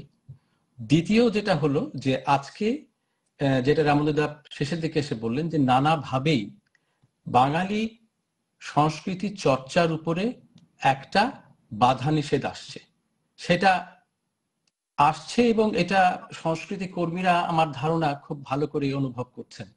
সংস্কৃতি বিভিন্ন শাখায়, নাটক থেকে শুরু করে, গান থেকে শুরু করে, আবৃত্তি থেকে শুরু করে, উৎসব থেকে শুরু করে, নৃত্য থেকে শুরু করে, বাংলা যে কারণে 21শে ফেব্রুয়ারিটা আমাদের সেই উৎস, সেই বাঙালি জাতীয়তার উৎস। সেই জায়গা থেকে বেরিয়ে আমরা যখন সংস্কৃতির বিভিন্ন ধারায় আমরা আরো বেশি বিকশিত হব, আমার সেই জন্য আজকের এইখানে দাঁড়িয়ে আমাদের প্রধানতম কর্তব্য হবে, আমরা শুনেছি ভাষা কেমন করে আমরা উৎকর্ষ মানে রাখবো একই, এবং নানাভাবে আমাদের বাংলা ভাষা আমরা আরো সমৃদ্ধশালী করব। সেটার বাইরে গিয়ে আমি বলছি যে আমাদের বাঙালি সংস্কৃতির যে বিভিন্ন ধারা রয়েছে, বাংলা গান, বাংলা নাটক, বাংলা কবিতা, এর চর্চাটা যেন আমরা আরেকটু বেশি করে করি। অনুষ্ঠান হবে, আমি গিয়ে অনুষ্ঠানে বসে আমি একটা আবৃত্তি বা একটা গান শুনে চলে আসবো না করে, আমি যদি একটু নিজের থেকে বাইরে বেরিয়ে একটু পৃষ্ঠপোষণার দিকে যাই, একটু উৎসাহিত করি আমার আশপাশের লোকজনকে, সেটা একটা বড় কাজ হবে বাংলাদেশে বসে, আমি বিশেষ করে মনে করি। এবং হাসান ভাই যেটা বলছিলেন যে এদেশের যারা বড় হচ্ছে, আমাদের বাচ্চারা বা আমাদের পরবর্তী প্রজন্ম, তাদের কাছেও কিন্তু আমরা এই কথাটাই সবসময় বলি। এবং বেরিয়ে আসতে হবে, তাদের তো একটা স্বস্তির জায়গায় রয়েছে। আমি ইংরেজি ভাষায় কথা বলি, তো ওটাই তো ওদের মাতৃভাষা, ওইভাবে যদি চিন্তা করেন, বাংলাটা ওদের মানে একরকমের পিতৃভাষা। তো সেই ভাষায় যখন আমি একটা খুব সাবলীল ভাবে আছে, তার বাইরে বেরিয়ে এসে বাংলাকে আঁকড়ে ধরার কারণটা যেটা আমরা সবাই জানি যে হ্যাঁ, বাংলার মাটির সঙ্গে একটা যোগাযোগ হয়, আর একটা খুব বৃহৎ একটা কাজ হয়। এই বাচ্চাগুলোই যখন ধরা যাক একটা বড় কোনো জায়গায় যাবে, বিভিন্ন জায়গায় তার কর্মক্ষেত্রে যাবে, তখন সে কিন্তু তার সেই কাজ দিয়েই বাংলাদেশের বা পশ্চিমবঙ্গের বা ভারতের একটা উন্নতির জন্য নানাভাবে চেষ্টা করতে পারে। তার থেকে আমাদের দেশটাও অনেক বেশি লাভবান হবে। এবং এই যে একটা প্রায়োগিক দিক আমি দেখতে পাই সবসময়, যে এদের যে কর্মক্ষমতা তা কিন্তু আরো অনেকভাবে বাড়বে। এবং যেটা বলা হয় যে একজন মিউজিক কম্পোজার, ধরা যাক আমার বাচ্চাটা যদি একটা মিউজিক কম্পোজার হয়, তার যদি বাঙালি বা মানে ভারতীয় গানের সঙ্গে বা ভারতীয় সঙ্গীতের সঙ্গে ভালো যোগাযোগ থাকে, সে যখন ইংরেজিতে কম্পোজ করবে, তার কম্পোজিশনটা একদম আলাদা হয়, কারণ তার মধ্যে তো দুটোই রয়েছে। তেমন করে তার কর্মক্ষেত্রে সে যখন যাবে, সে যখন প্রাচ্য এবং পাশ্চাত্যের একটা মেলবন্ধনের জায়গায় যাবে, তার কাজটি কিন্তু একদম অন্যরকম হবে। সে যে কোনো জায়গাতেই কাজ করুক, হতে পারে সে ইংরেজিতে, কিন্তু তার মধ্যে আমাদের দেশেও যে সংস্কৃতি, দেশেও যে চিন্তা ভাবনা, যে আমাদের যে মনন, সেটা কিন্তু সবসময় পরোক্ষভাবে কাজ করবে। এবং এটা হয়তো খুব সহজভাবে দেখা যায় না, খালি চোখে দেখা যায় না, কিন্তু তার কাজের মধ্যে দিয়ে সেটা প্রকাশ পাবে বলে আমি বিশ্বাস করি। এবং আমি দেখিও আমাদের এখানে যারা রয়েছেন, যারা বড় হচ্ছেন, তাদের কিন্তু কাজের মধ্যে দিয়ে এটা বারবার বেরিয়ে আসে। তো আমার মনে হয় খুব আমাদের দায়িত্বটা বেড়ে গেছে, নানাভাবে বেড়ে গেছে, রাজনৈতিক কারণে বেড়ে গেছে, আমাদের আর্থসামাজিক কারণে বেড়ে গেছে, আমাদের বৈশ্বিক কারণে বেড়ে গেছে। আরো বেশি করে বাংলা ভাষা, বাংলা সংস্কৃতির চর্চাকে পৃথিবীময় ছড়িয়ে দেওয়ার জন্য, শুধু দেশে নয়, শুধু আমার ঘরে নয়, বাইরে বেরিয়ে। এবং একটা কথা আমরা সবসময় এখন খুব বলি, যে বিশেষ করে বাংলাদেশের জন্য, যে আমাদের লগ্ন ভ্রষ্ট হয়েছে। বাংলাদেশের সৃষ্টির পর থেকে আমরা একদিক যে একটা সুবর্ণ সুযোগ পেয়েছিলাম, এটাকে আরো ভালোভাবে ছড়িয়ে দেবার জন্য সেই লগ্ন চলে গেছে। তার মানে এই নয় যে আমরা সেটাকে ফিরিয়ে আনতে পারবো না। নিজেদের মধ্যে আত্মবিশ্বাসটা রাখতে হবে। এবং একটা কিন্তু সত্যি কথা, যে বাংলার মানুষ, বাংলার গ্রামের খেটে খাওয়া মানুষ, তাদের কিন্তু ভাষাটাই বড় ব্যাপার। তাদের কিন্তু ওই ভাটিয়ালি গান, সেটাই বড় ব্যাপার। তাদের কিন্তু ওই যে দেশজ যে সংস্কৃতি, সেইখানে আমাদের যেতে হবে, সেইখানে আমাদেরকে পৌঁছতে হবে। এবং তাদেরকে সঙ্গে নিলেই একমাত্র এই ২১-এর চেতনা এবং আমাদের বাংলা সংস্কৃতির যে বিস্তৃত যে আমরা ভাবনা করছি, তার সার্থকতা পাবে। অনেক ধন্যবাদ। ধন্যবাদ ডক্টর ইমতিয়াজ আহমেদকে। এবং সর্বোপরি যে কথাটা বলবো, যে ডক্টর ইমতিয়াজ আহমেদ যে কথাটা বলেন সেটা কাজে করে দেখান। ওনার দুই কন্যা এত সুন্দর বাংলা রবীন্দ্রসঙ্গীত এবং অন্যান্য দেশজ গান, লোকগীতি গান এবং সেই সঙ্গে ইংরেজি গান, পাশ্চাত্য সঙ্গীত এত সুন্দর করেন। কি সুন্দর লালন, কি সুন্দর যাপনের সুযোগ উনি করে দিয়েছেন। তার চিকিৎসকের এক ব্যস্ততম জীবন, তিনি যে চিকিৎসায় আছেন সেটা অত্যন্ত জটিল একটা চিকিৎসার ধারা, তার মধ্যে উনি এটা করছেন। এবং কোভিডেও দেখেছি উনি একদিকে পশ্চিমবঙ্গের বাউল বীরভূম থেকে এবং অন্যদিকে বাংলাদেশের কোথাওকার ভাটিয়ালি বা অন্য লালনের গান, তার যাতে অনুষ্ঠান হয় এই আন্তর্জালিক ভাবে, উনি সেগুলো ব্যবস্থা করেছেন। ওর ভেতরে একটা দায় কোথাও একটা কাজ করে, এবং সেই স্বপ্নটা বোধহয়, সেটা আত্মসমীক্ষাটা উনি নিজে করেন সব সময়। আর স্বপ্নটা হচ্ছে সারা বিশ্বে আমাদের বাংলা ভাষা, সংস্কৃতি, সঙ্গীত, এটাকে যদি একটু পৌঁছে দেওয়া যায়, যেহেতু আপনি ভৌগোলিকভাবে ওখানে আছেন, এইটার একটা অদ্ভুত প্রয়াস আমরা ওর মধ্যে দেখেছি, প্রবণতা, প্রয়াস। আপনাকে সাধুবাদ জানাই, আপনাকে কুর্নিশ জানাই। আমরাও বাংলাতে অনেক শব্দ নিয়েছি, এভাবেই তো ভাষা বাড়তে থাকে।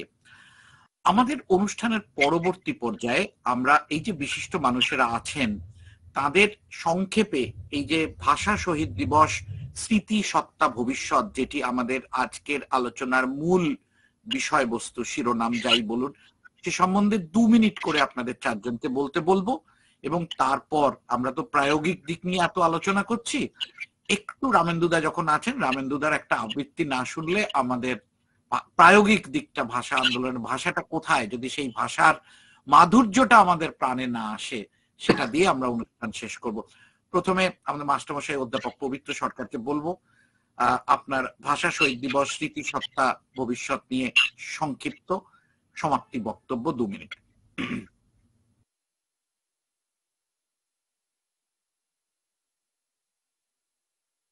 আমি যে কথাটা বলবো, যেটা হাসান ফেরদৌস ভাই তুললেন, যে ক্ষুদ্র নৃগোষ্ঠীর যে ভাষা, সেই ভাষা সবসময় একটা সমস্যার মধ্যে থাকে, সংকটে থাকে। কারণ বৃহৎ গোষ্ঠীর ভাষা তাকে শিখতেই হবে। এদের দ্বিভাষী না হলে চাকরি বাকরি ইত্যাদি পাওয়ার অসুবিধে আছে। আবার এদের শুধু এদের ভাষায় পুরো শিক্ষাও এদের পাওয়া সম্ভব নয় একদম। ফলে আর চাকরি বাকরির ব্যাপারটা খুব গুরুত্বপূর্ণ। সেটা বাংলাদেশে বাংলা রাষ্ট্রভাষা হওয়ার ফলে একটা রাস্তা খুলে গিয়েছিল। কেমন আমাদের পশ্চিমবঙ্গে সেটা এখনো হয়নি। ভারতের ভাষাগুলোর ক্ষেত্রে সমস্যা আছে। কাজে চাকরি বাকরিটা খুব গুরুত্বপূর্ণ। অর্থনৈতিক ভিত্তি একটা ভাষার শক্তি দেয়। সেই শক্তিটা আমাদের অর্জন করতে হবে যদি প্রশাসনিক স্তরে বা অন্যান্য স্তরে আমরা ভাষাটাকে চালু করি। কিন্তু সবসময় হয়নি। এদেশেও পশ্চিমবাংলায় আমলারা যেসব ফাইল লেখেন, এগুলো সব ইংরেজিতে এখনো লেখেন। এই হলো সমস্যা। ফলে আমাদের ভাবতে হবে, শুধু ব্যক্তিগতভাবে নয়, রাষ্ট্রকেও ভাবতে হবে যে কিভাবে বাংলাকে বা স্থানীয় ভাষাকে আরেকটু বেশি সুযোগ করে দেওয়া যায়। অর্থনৈতিক সুযোগ, প্রশাসনিক সুযোগ করে দেওয়া যায়। শিক্ষাকে এইটা ভাবতে হবে, এবং এটা ব্যক্তিগতভাবে ভাবতে হবে, গোষ্ঠীগতভাবে ভাবতে হবে। এইটা 21শে ফেব্রুয়ারি আমাদের আরেকবার আমাদের প্ররোচনা দিক, আমাদের খেলা দিক, যে আমাদের ভাষাটাকে আরো কি করে শক্তিশালী আমরা করতে পারি। ধন্যবাদ। এটাই হোক আমাদের অঙ্গীকার, এটাই হোক আমাদের ভবিষ্যৎ পথ চলার রূপরেখা। ভাষা শহীদ দিবস স্মৃতি সত্তা ভবিষ্যৎ। শ্রদ্ধেয় হাসান ফেরদৌস মহোদয়।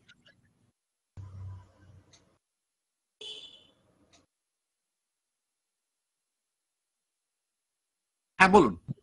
যে কথাটা ইমতিয়াজ বললেন, এবং আমারও একই অভিজ্ঞতা। প্রবাসে বসে প্রধান চ্যালেঞ্জ আমাদের পরবর্তী প্রজন্মের মধ্যে বাংলা ভাষাটা চালু করা, ব্যবহারিক অর্থে।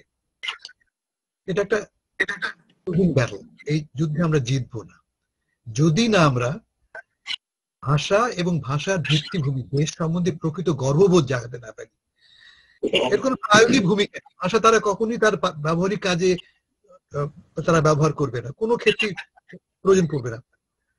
কিন্তু যদি প্রকৃত গর্ববোধ জাগাতে পারি আমরা, কেমন তুমি কোত্থেকে এসছো, কি তোমার উত্তরাধিকার জাগাতে পারি আমরা, তাহলে একটা খুব সম্ভাবনা। আর বাংলাদেশে যেটা ঘটে, ভাষার একটা শ্রেণী চরিত্র আছে।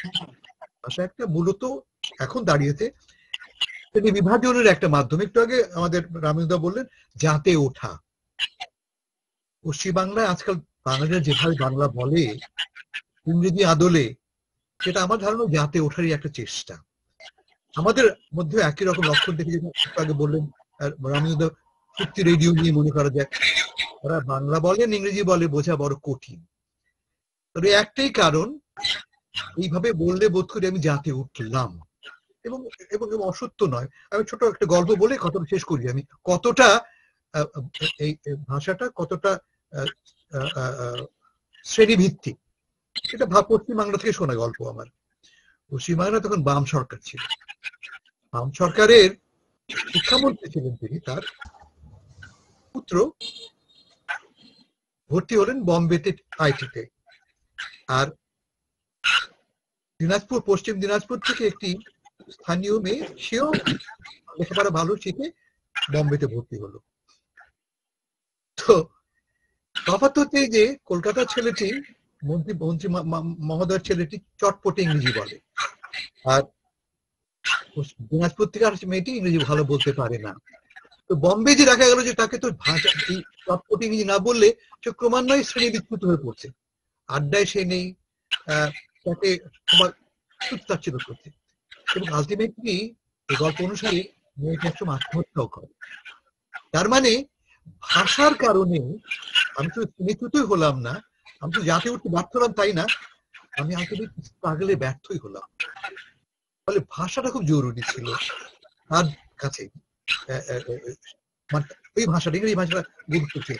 আমি মনে করি যে শুধু বাংলা বলে যেন ইংরেজিকে অবহেলা না করি আমরা, আমি এটা আমার ভিন্ন সর্বত থেকে না, আমাদের ইংরেজি জানাটা খুব প্রয়োজন। শুধু বাংলা আবেগ দিয়ে আমি কোনো ক্ষেত্রে কোনো জায়গাতেই টিকতে পারবো না। ফলে রামেন্দ্রনাথ যেখানে আছেন আমি তার কথা বলছি, আমি কিন্তু সেখানে সরকারিভাবে বাংলাকে প্রমোট করা হয়, তার ফলে আমরা দেখতে পাচ্ছি স্পষ্টতই শহরে বা ইভেন গ্রামাঞ্চলে যারা একটু অর্থবান তারা ছেলে মেয়েদের পড়াচ্ছেন ইংরেজি মাধ্যম স্কুলে, এই ভেবে যে এই ছেলে মেয়েগুলি জাতি উঠবে। ফলে ভাষা হয়ে উঠছে আমাদের শ্রেণী বিভাজনে, এটাকে আমি বলি লিঙ্গুইস্টিক আপারথাইড, বর্ণভিত্তিক ভাষাভিত্তিক বর্ণবাদ। এটা কিন্তু অসত্য কোনো গল্প নয়, প্রতিদিন এখনো দেখতে পাচ্ছি আমরা। এই যে বর্ণবাদ, ভাষাভিত্তিক বর্ণবাদ উত্তরণের একটাই পথ, তা হচ্ছে এই ভাষার যে ভেদাভেদটা আছে দু ভাষার মধ্যে তা তুলে দেওয়া। যে মুহূর্তে আমি ধরো যে কানাডায় আপনি ফরাসি ভাষার কথা বলছেন, ইংরেজিতে বলছেন, কোনো দেয়ালটা মাঝখানে নেই। যদি আমরা বা বেলজিয়ামে মনে করা যায়, যারা এই দ্বিভাষিক ভাষার মাঝখানে দেয়ালটা তুলে দিয়েছে তাদের পক্ষে কিন্তু অনেক সহজ হচ্ছে আমাদের এই অভিন্ন উত্তরাধিকার, আমাদের কমন হেরিটেজটাকে ইনহেরিট করতে। আমি মনে করি সেদিকে একটু নজর দেওয়া বোধহয় ভালো হবে। আমি শেষ করি এখানে, ধন্যবাদ। খুবই গুরুত্বপূর্ণ কথা আপনি তুললেন, যে ভাষার জন্য বিচ্যুত হচ্ছে একজন মানুষ, সে টিকতে পারছে না, সে সংগ্রামে বলুন বা এগিয়ে যেতে পারছে না, স্থিতিশীল থাকতে পারছে না, তাকে সরে যেতে হচ্ছে, সে দলছুট হয়ে যাচ্ছে। এই দ্বিভাষিক দুটো ভাষাকে যদি একসঙ্গে তাকে তৈরি করা যায়, কোন বয়স থেকে দেয়া হবে, কতটা দেয়া হবে সেটা তো ভাষা বিজ্ঞানীরা বলবেন, কিন্তু তাহলে সে উভয় ভাষাতেই সমান দক্ষ বা কাজ চালাবার মতো দক্ষতা হলে তার আর কখনো ভাষা নিয়ে এটা আমি একটা কথা বলি, 1 মিনিট 1 সেকেন্ড। যে বাংলাদেশের আন্তর্জাতিক মাতৃভাষা ইনস্টিটিউটে আমি যতবার গেছি ততবার আমি এইরকম একটা প্রোগ্রামের কথা বলেছি যে মাতৃভাষায় আমরা সবকিছু শিখব, কিন্তু ইংরেজিটা ইংরেজিটা আমাদের সমান গুরুত্ব দিয়ে শেখাতে হবে, যাতে ওপরের ক্লাসে গিয়েই আমরা বাংলা এবং ইংরেজি পড়তে এবং লিখতে খানিকটা দক্ষ হয়ে যায়। অর্থাৎ ইংরেজিটা আমাদের পক্ষে এই উপনিবেশ, প্রাক্তন উপনিবেশে আমাদের পক্ষে অত্যন্ত গুরুত্বপূর্ণ, তাছাড়াও গুরুত্বপূর্ণ। কাজে এই বাংলাকে ভালোবাসি তার মানে এই নয় ইংরেজিকে আমরা প্রত্যাখ্যান করব। ফলে খুব গুরুত্ব, আমাদের কলকাতাতেও ইংরেজি মাধ্যমের চাইতে বাংলা মাধ্যম হোক, কিন্তু ইংরেজিটা অত্যন্ত গুরুত্বপূর্ণ ভাবে, যেটা ইউনেস্কোর স্লোগান, যেটা যে I don't learn what I don't understand, যে আমি যেটা বুঝতে পারি না সেটা আমি শিখি না। আমাদের শিক্ষার দিকে নজর দিতে হবে না ডিগ্রির দিকে নজর দিতে হবে, সেইটা তর্কে আমি যাব না, কিন্তু ইংরেজিটা শেখাতে হবে, ভালো করে শেখাতে হবে, এইটা হলো কথা। ধন্যবাদ স্যার। ভাষাবিদ হিসেবেও বটে, ঐতিহাসিক ভাবেও আপনার এই বক্তব্যটা আমাদের কাছে খুবই গুরুত্বপূর্ণ, এবং এই যে সমস্যাটা ভবিষ্যৎ মোকাবিলার ক্ষেত্রে আমাদের কিন্তু একটা প্রত্যক্ষ সমস্যা, এটা প্রতিটি পরিবারের সমস্যা, প্রতিটি সমাজের সমস্যা, আমাদের তো সামগ্রিকভাবে সমস্যা। ভাষা শহীদ দিবস, স্মৃতি সত্তা ভবিষ্যৎ, রামেন্দুদা। বাংলা সম্ভবত এখন পঞ্চম বা ষষ্ঠ বড় ভাষা, যে ভাষায় অনেক বেশি লোক কথা বলেন। সুতরাং এই ভাষা হারিয়ে যাওয়ার সম্ভাবনা নেই যতদিন বাঙালি থাকবে এই ভূখণ্ডে, পৃথিবীতে। তবে আমি শঙ্কিত সংস্কৃতি নিয়ে, বাঙালি সংস্কৃতি নিয়ে। আমি বাংলাদেশের প্রেক্ষিতের কথা বলছি, যেভাবে এই বাঙালি সংস্কৃতিকে ধর্মের সাথে মিলিয়ে ফেলা হচ্ছে। এতে করে ধর্মান্ধরা এই বাঙালি সংস্কৃতির উপরে আঘাত হানছে। এই যে বাউলদের যেভাবে নির্যাতন করা হচ্ছে, সাংস্কৃতিক অনুষ্ঠান বন্ধ করে দেওয়া হচ্ছে, এইটাকে বাঙালি সংস্কৃতিটাকে ঠিক যেন একটা বিজাতীয় সংস্কৃতি মনে করছে আমারই দেশের মানুষরা যারা বাংলায় কথা বলেন। সুতরাং এই যে আমি প্রথমে বলেছিলাম যে অসাম্প্রদায়িকতা হচ্ছে ভাষার একটা বড় গুণ, সেইটা হারিয়ে যেতে বসেছে। এইটাই একটা বড় শঙ্কা। তবে আমি নিঃসন্দেহে হাসান ফেরদৌস এবং ইমতিয়াজের প্রতি খুব অভিনন্দন জানাই যে তারা প্রবাসে বসেও একদিকে নিজের পরিবারের সন্তানদেরকে বাংলা যেভাবে তৈরি করেছেন, অন্যদিকে অন্যদেরকেও বাংলা সংস্কৃতির প্রতি যেভাবে মনোযোগী করার চেষ্টা করছেন, সেটা একটা বড় গুরুত্বপূর্ণ কাজ। এবং হাসান ফেরদৌস যেটা বললেন, আজকাল বাংলাদেশে গ্রামে পর্যন্ত কিন্ডারগার্টেন শুরু হয়ে গেছে, মানে প্রচুর লোক। তাতে কি লাভ হচ্ছে? ওরা না শিখছে ঠিক ইংরেজি, না শিখছে বাংলা। আমরা তো মনে আছে আমরা ক্লাস 1 থেকে ইংরেজি বাংলা দুটোই পড়ছি, তাতে তো অসুবিধা কিছু নয়। সুতরাং বাংলা অবশ্যই শিখবো, সেই সাথে ইংরেজিও অবশ্যই আমাদেরকে জানতে হবে যদি প্রতিযোগিতামূলক পৃথিবীতে টিকে থাকতে চাই। ধন্যবাদ বিশিষ্ট সংস্কৃতি ব্যক্তিত্ব বাংলাদেশের শ্রদ্ধেয় রমেন্দ্র মজুমদারকে। রমেন্দ্র, আপনার এই কথাটা সব থেকে বেশি বোধহয় আজকে পৃথিবীর সমস্ত জায়গায় এটা বোঝা দরকার যে ভাষা এবং ধর্ম দুটো এক নয়। একই ভাষায় কথা বলে অথচ তারা ব্যক্তিগতভাবে দুটো ধর্ম পালন করে বা মান্যতা দেয়, সেটা আলাদা কথা। কিন্তু ভাষা একটা বৃহত্তর সংযোগের আদান প্রদানের একটা মঞ্চ, একটা মিলনায়তন। এইটা আমাদের কিন্তু একটা ভুল ধারণা আছে। বাঙালি এবং আরেকটা ধর্মের সঙ্গে আমরা যোগ করি, এইটা বোধহয় আমাদের এবং আমাদের ছেলেপুলেদের এবং বাকি সকলকে, বন্ধু বান্ধবদের বারবার যারা ভুল করে এই কথাটা বলবে, আমি তো বাঙালি, ও তো অমুক বলে একটা ধর্মাবলম্বীদের কথা বলবে, আমাদের বোধহয় প্রতিনিয়ত প্রতিটা প্রয়োগে আমাদের এইটা বলা উচিত, ভাই ভাষাটা অন্য জিনিস আর ধর্মটা অন্য জিনিস। অনেক ধন্যবাদ এটা আমাদের চোখে আঙুল দিয়ে দেখিয়ে দেওয়ার জন্য। 21শে ফেব্রুয়ারির এটাও বোধহয় আরেকটা শপথ আমাদের কাছে। ডাক্তার ইমতিয়াজ আহমেদ, আপনার সমাপ্তি বক্তব্য সংক্ষেপে। না, আমার বিশেষ কিছুই বলার নেই, তবে এটা আমরা খুব একদিক দিয়ে 21শে যেমন আমাদের জন্য একটা শোকের দিন, আবার একটা শক্তির দিনও, এবং এই শক্তিটা বাঙালি হিসাবে পৃথিবীতে মাথা উঁচু করে দাঁড়াবার একটা বড় শক্তি, যে শক্তির পেছনে, যে শক্তি সবাইকে নিয়ে, শুধু মুসলমান হিন্দু নয়, ধনী গরিব সকল শ্রেণীর মানুষ নিয়ে একসাথে সামনে এগিয়ে যাবার আমাদের মূল জায়গা হলো আমাদের ভাষা, আমাদের সংস্কৃতি। আমি আশা করব যে সামনে যতই আমাদের বন্ধুর পথ থাকুক না কেন, আমরা এই শক্তিতে সবাই একসঙ্গে কাজ করব। বাংলা মায়ের মুখের দিকে তাকিয়ে আমাদের ক্ষুদ্র যাবতীয় যা কিছু স্বার্থ ত্যাগ করে একটা বৃহত্তর কল্যাণে নিজেকে নিয়োজিত করব। কারণ আমি মনে করি ছোট থেকে, নিজের থেকে শুরু করা উচিত, এবং তারপরে আমি সবাইকে পাবো। অনেক ধন্যবাদ। ধন্যবাদ ডাক্তার ইমতিয়াজ আহমেদকে। এরপরে আর কোনো কথা হতে পারে না যে আমাদের ভাষাকে নিয়ে আমাদের এগিয়ে যেতে হবে কল্যাণের জন্য। সমস্ত ছোটখাটো ভুল ভ্রান্তি ফেলে ভাষা ও সংস্কৃতি আমাদের জাতি সত্তাকে বোঝাবে। আমার জীবনকে আমি উপলব্ধি করব আমার ভাষা ও সংস্কৃতির মাধ্যমে। রামেন্দুদার গলা ভালো নেই সেটা আমরা বুঝতে পেরেছি, কাশি হচ্ছে, কিন্তু প্রায়োগিক দিক নিয়ে যখন আমরা কথা বলেছি, শুধু আলোচনা করে ছেড়ে দিলে হবে না। আমাদের মধুর বাংলায় যেমন গান শুনেছি, রামেন্দুদার আবৃত্তি যারা শুনেছেন তারা জানেন যে আমি বলবো না এই বয়সে, বয়সটা একটা সংখ্যা মাত্র বলে যারা প্রমাণ করেন তাদের অনেকেই এখানে আছেন আজকে, কিন্তু তাতেও গলা এবং তার সুন্দর সংকলন, যখন কোনো বিষয় একটা কিছু সংকলিত করেন, এই লোভ বা এই সুযোগটা ছাড়তে চাইব না। রামেন্দু মজুমদারের আবৃত্তি।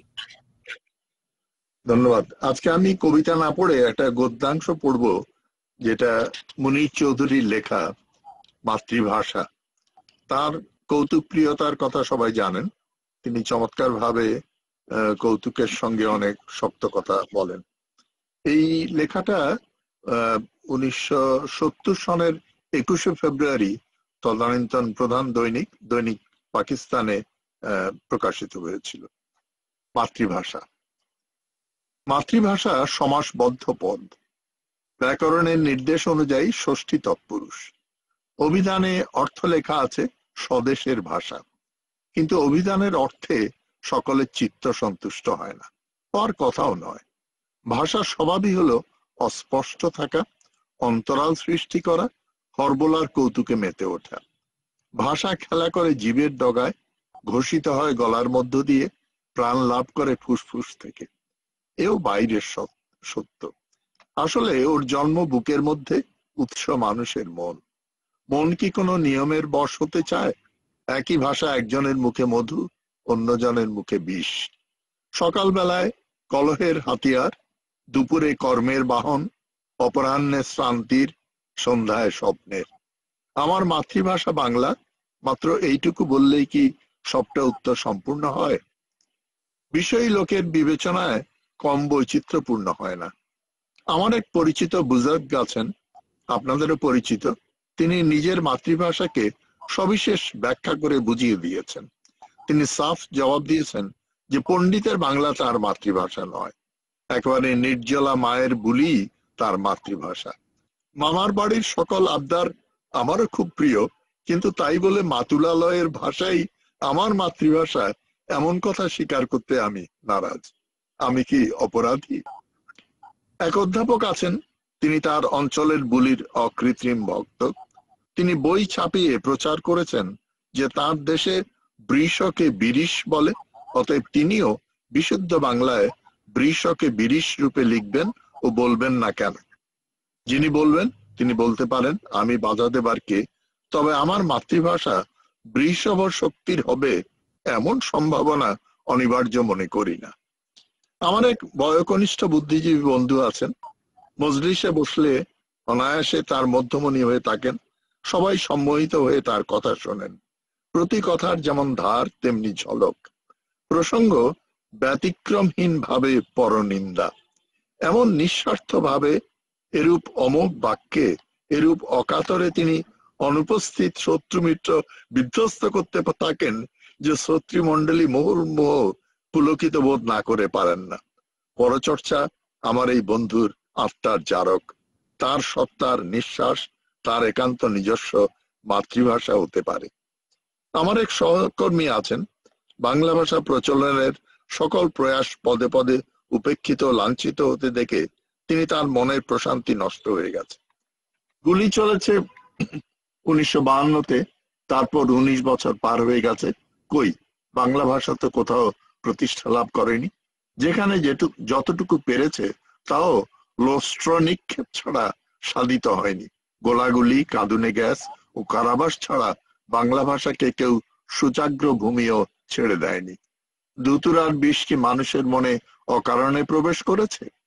আমার এক সহকর্মী আজ তাই কোনো সুকোমল নির্বিষ বাংলা ভাষাকে নিজের মাতৃভাষা বলে জাহির করতে রাজি নন। তিনি আমাকেও বোঝাতে চেষ্টা করছেন যে বাংলা ভাষার মঙ্গলের জন্যই আমাদের প্রত্যেকের মাতৃভাষা হওয়া উচিত ইষ্টক। মাতৃভাষার এই পরিণতির কথা আমরা কি পূর্বে কখনো ভাবতে পেরেছি? হয়তো তাই, যার যা প্রাণের ভাষা সেটাই তার মাতৃভাষা। কারো মাতৃভাষা খিস্তি, কারো মিষ্টি। আমি নিজেও এমন অনেককে জানি যাদের মাতৃভাষা ঘরে আঞ্চলিক বুলি, অফিসে ইংরেজি, প্রণয় নিবেদনে বিশুদ্ধ বাংলা, রোষ প্রকাশে অশুদ্ধ উর্দু। আমার মাতৃভাষা কি? বাংলা ভাষা, সমগ্র বাংলা ভাষা, বিচিত্র রূপিণী বাংলা ভাষা। অভিধানে আছে ষোড়শ রমণী, মাতৃ সম্বোধনী যজ্ঞা, শ্বশ্রু থেকে তনয়া, গর্ভধারিণী থেকে পিতৃ রমণী।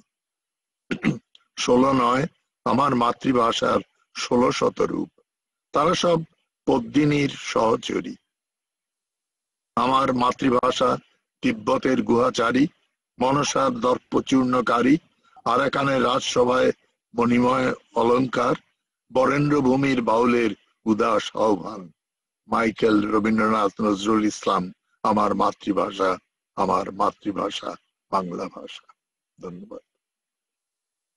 ধন্যবাদ, ধন্যবাদ রমেন্দ্রদা। এরকমই একটা কিছু শোনার জন্য আমরা অপেক্ষা করছিলাম। এই কথাগুলো ধ্বনিত হোক অন্তত এই আন্তর্জাতিক মাতৃভাষা দিবস, ভাষা শহীদ দিবসে। সেজন্যই আজকের শিরোনাম ছিল ভাষা শহীদ দিবস, স্মৃতি, সত্তা, ভবিষ্যৎ, যেটার কারণ এবছরে বিশেষ করে রয়েছে। অনুষ্ঠান শেষ করার আগে যেমন ইমতিয়াজ ভাইয়ের একটা কথা বলি, যে এই তারিখটা যেমন শোকের, এই তারিখটা শক্তিরও। এই যে বাংলা ওয়ার্ল্ড ওয়াইড যে মঞ্চ, মূলত আন্তর্জাতিক মিলনায়তন হলেও প্রতি বছর আমরা ব্যক্তিগতভাবে মিলিত হই একটি আন্তর্জাতিক সম্মেলনে।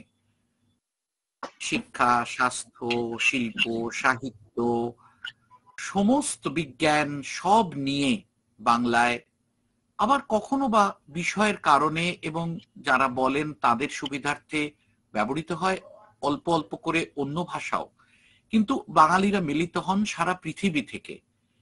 এই যে প্রতিষ্ঠান, যে প্রতিষ্ঠানের জন্ম হয়েছিল এই 21শে ফেব্রুয়ারি, আজ থেকে 7 বছর আগে, এটি 6 বছর আগে এটি 7ম প্রতিষ্ঠা দিবস এই 21শে ফেব্রুয়ারি। তাই ওই শোকের দিনও যেমন শক্তি, বাঙালিকে আবার একসঙ্গে করার, একতারে বাঁধার একটা মিলনায়তন প্রযুক্তি যখন দিয়েছে আমাদের, সে সুযোগ আমরা সে সুযোগ ব্যবহার করি। আবার শুধুই অন্তর্জালে নয়, হৃদয়ের সঙ্গে হৃদয়ের, প্রাণের সঙ্গে প্রাণের আমাদের যে দেখা সাক্ষাৎ, যে কথাবার্তা, তারও একটা সুযোগ বছরে থাকে। এই চর্চা নিয়েই আমরা বেঁচে আছি, এ নিয়েই আমাদের যাপন।